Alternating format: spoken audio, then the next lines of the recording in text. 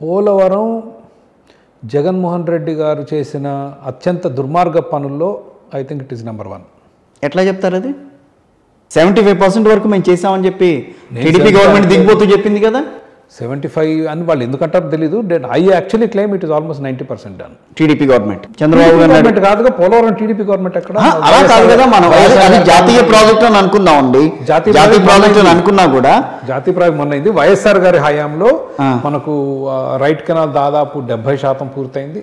Canal dam కట్టడం కాదు, okay, canal 70% పూర్తయింది. లెఫ్ట్ కెనాల్ దాదాపు 40-45% పూర్తయింది. ఓకే. దాని తర్వాత కిరణ్ కుమార్ రెడ్డి గారు రాష్ట్ర విభజన జరుగుతుంది. అసలు అప్పుడు జరిగిందా? పోలవరం మీద ఆలోచన ఉందా ఎవరికన్నా?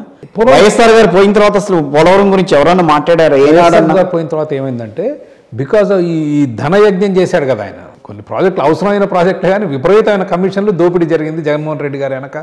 ఈ భూపందేరం 1,00,000 ఎకరాలు అమ్మారు ప్రభుత్వ భూములు, తండ్రి కొడుకులు కలిసి. దాని మూలంగా వచ్చే అవినీతి ఆరోపణలు వాటన్నిటి కూడా ఆగిపోయింది అప్పుడు. ఇది వైఎస్ఆర్ గారు చనిపోగానే ప్రాజెక్టులు ఆగిపోయాయి, మీకు గుర్తుందో లేదో. రోసయ్య గారు, దాని తర్వాత కిరణ్ కుమార్ రెడ్డి గారు. బట్ కిరణ్ కుమార్ రెడ్డి గారు reinitiated Polavaram after the state reorganisation bill has passed చేసి కాంట్రాక్ట్ కూడా ఇచ్చేశారు. పోలవరం కాంట్రాక్ట్ ట్రాన్స్ఫర్ అయిన కంపెనీకి ఇచ్చిన తర్వాత దాని రాష్ట్ర విభజన జరిగింది. తెలుగుదేశం అధికారంలో మీకు రైట్ కెనాల్ 95 to 100% అయిపోయింది. Right canal, left canal 80 to 90% అయిపోయింది. ఇది రెండు, ఒకటి వైజాగ్ వెళ్ళొద్దండి, ఒకటి మన ప్రకాశం బ్యారేజ్ వచ్చింది. 2 కెనాల్స్ ఇట్లా కుడి ఎడమలు. నెక్స్ట్ మిగిలింది మెయిన్ డ్యామ్ పోర్షన్. డ్యామ్ అంటే ముందు అడ్డంగా నీళ్ళకి అడ్డంగా డ్యామ్ కడతారు. ఇంకోటి స్పిల్వే, నీళ్లు నిండిన తర్వాత బయటకు పట్టడానికి. ఆ డ్యామ్ కట్టడానికి మీరు నీళ్లు క్లియర్ చేయాలి, కట్టాలి కదా డ్యామ్ మీరు భూమిలోకి. మొదటిదేమో దాదాపు 12 నుంచి 20 అంతస్తులు లోతు గోడ కట్టాలి భూమి లోపల, నది నీళ్లలో కాదండి, భూగర్భంలో. ఎందుకంటే కింద నుంచి నది నీళ్లు పారుతుంటాయి. సో ఆ డ్యామ్ మీరు పైన కట్టిన కింద నుంచి నీళ్ళు వెళ్లకుండా దే బిల్డ్ అబౌట్ 1.5 meter గోడ, diaphragm wall is it's called. It goes under ground about 20 story high, అంటే ఆల్మోస్ట్ 200 meters, 200 feet లోపలికి వెళ్ళాలి, డిపెండింగ్ ఆన్ అది. టీడీపీ గవర్నమెంట్ జరిగిపోయింది అన్ని డయాఫ్రామ్ వాల్ అయిపోయింది, 100% ఇట్స్ ఓవర్. ఈ డయాఫ్రామ్ వాల్ కట్టుకుంటే కాఫర్ డ్యామ్ లను కడతారు, నీళ్ళు ఆపడానికి. కాఫర్ డ్యామ్ విషయంలో ఏరియా కావాలి కదా, కాఫర్ డ్యామ్ అటు ఇటు కట్టాలి. స్పిల్వే అయిపోయింది, స్పిల్వే కట్టడం పూర్తి చేశారు.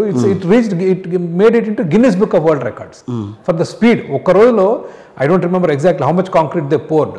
ఒక్క రోజులో అంత కాంక్రీట్ ఒక నిర్మాణంలో పోయడం అనేది ప్రపంచ చరిత్రలో ఎక్కడ జరగలేదు.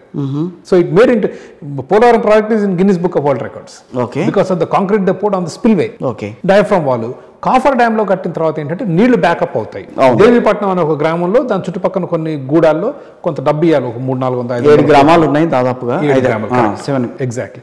200-300 కోట్లు ఇచ్చేస్తే ఆ కాఫర్ డ్యామ్ లో కొంచెం సందు వదిలేరు, ఏది నీళ్లు వెనక్కి బిల్డప్ కాకుండా. And it was 2019 Jaganmohan Reddy గారు వచ్చారు. జగన్మోహన్ రెడ్డి గారు రాగానే చేయాల్సింది ఏంటంటే ఆ 400-500 కోట్లు ఇచ్చేసి కాఫర్ డ్యామ్ మూసేస్తే మీకు డ్రైగా ఉండేది. ఈయన రాగానే నేను కాంట్రాక్టర్ని ఎత్తేస్తా అన్నాడు. He was focused on purely on contractor. Navayuga అనుకుంటా ట్రాన్స్ట్రాయ్ మధ్యలో దివాళా తీసిందండి, నవయుగకి ఇచ్చారు. నవయుగ ఎందుకు ఇచ్చారంటే they said they will do for the same price, ఇంత ఆలస్యమైనా కూడా అదే ధరకు చేస్తామన్నారు. It is Navayuga that went into Guinness book of world records. కానీ బేసిక్ యాక్సెసరీస్ లేవు వాళ్ళ దగ్గర కాబట్టి మేము తీసేస్తున్నాం, అసలు వాళ్ళు చేయడానికి లేదని చెప్పి. చేయడం లేదు కాదు, అవినీతి జరిగింది అన్నాడు ఈయన. నేను వాళ్ళకంటే నవయుగ కంటే తక్కువకు చేపిస్తా అని ఈయన స్నేహితుడిని తెచ్చుకున్నారు. ఎవరిని? మేఘా కృష్ణారెడ్డి గారిని తెచ్చుకున్నారు. బాగానే ఉంది. 2019లో తేగానే మీరు ఎమ్మటే 400-500 కోట్ల నుంచి కాఫర్ డ్యామ్ ఫినిష్ చేస్తే మీకు డ్యామ్ లేసేది. భూమిలో ఉన్న కాఫర్ డ్యామ్ కి అడ్డుగా వేసిన భూమిలో ఉన్న డయాఫ్రామ్ వాల్ కి అడ్డుగా మీరు మట్టి రాళ్లతో కట్టేది. Earth and rock fill dam what they need to build. మొత్తం అయిపోయింది, అదొకటి మూసేస్తే అయిపోయింది ప్రాజెక్ట్. 2019 సెప్టెంబర్ అయిపోవాలి. ఈయన 2019 మేలో ముఖ్యమంత్రి జగన్మోహన్ రెడ్డి గారు, 2019 మేలో ముఖ్యమంత్రి. రాగానే ఆ 2 ఫైళ్లు క్లియర్ చేసి 300-400 కోట్లు ఇచ్చేయమని లబోది employees, irrigation department employees are begging him because coffer dam is a temporary structure అండి. మీరు పనులు అనుకూలంగా చేసుకోవడానికి అడ్డుకట్టలు, ఈ అడ్డుకట్టలు టెంపరీ, వీటిలో చిన్న గ్యాప్లు వదిలేదు. సరే ఈ గ్యాప్లు వదిలేమో మీరు అర్జెంటుగా చేయాలి, మళ్ళీ వరదలు వస్తే కొంపలు మునిగిపోతాయని చేయలేదు. అయిపోయింది 2019. అయితే దేవుడి దయ్యం ఏంటో 2019లో వరద రాలేదు, 2020లో కూడా వరద రాలేదు, వాళ్ళు కట్టలేదు. 20 అయిపోయింది, ఎండాకాలం కనీ విని ఎరుగని అనూహ్యమైన వరద. ఇన్ 2020 రెయినీ సీజన్, ఏది జూలై ఆగస్ట్కి వచ్చేసరికి అంటే మీకు దాదాపు మీరు సంవత్సరం పాటు తాత్సరం చేశారు. 2019 మే నుంచి 2020 జూన్ వరకు జగన్మోహన్ రెడ్డి గారికి దేవుడిచ్చిన అవకాశం. అంటే ఆంధ్రప్రదేశ్ రాష్ట్రంలో లక్షలాది రైతులు బాగుపడే ప్రాజెక్టు ఏమీ చేయలేదు, కొట్టుకుపోయింది మొత్తం. డయాఫ్రామ్ వాల్ పోయింది, ఈరోజు కాఫర్ డ్యామ్లు పోయాయి, స్పిల్వే పక్కన గైడ్ బండ్ పోయింది, అంత పోయింది. అసలు ఇంత అరాచకం మీరు ఎక్కడ చూసినారు? అయితే this is the most important thing. Central government 2019 మేలో ఈయన ముఖ్యమంత్రి అయిన తర్వాత నేను ఈ నవయుగాన్ని మార్చి ఇంకో కాంట్రాక్టర్ని తీసుకొస్తా అంటే మీరు చదవాలి ఆ letter. I don't have a copy on me right now. ప్రాధేయపడింది, మీరు చేస్తే మీరు అనుకున్న ఆర్థిక ఫలాలు రావు, ఈ ప్రాజెక్టు మొత్తం క్రైసిస్లోకి వెళ్ళిపోద్ది, అపారమైన నష్టం జరుగుద్ది, అన్ఫోర్సీన్ సర్కమ్స్టాన్స్. అంత స్పష్టంగా ఈయన స్నేహితుడే మళ్ళీ మోడీ గారు. ఈ లెటర్ రాసిన మోడీ గారి ప్రభుత్వం. స్నేహితుడు కాదులేండి ఆయన, ప్రధాని.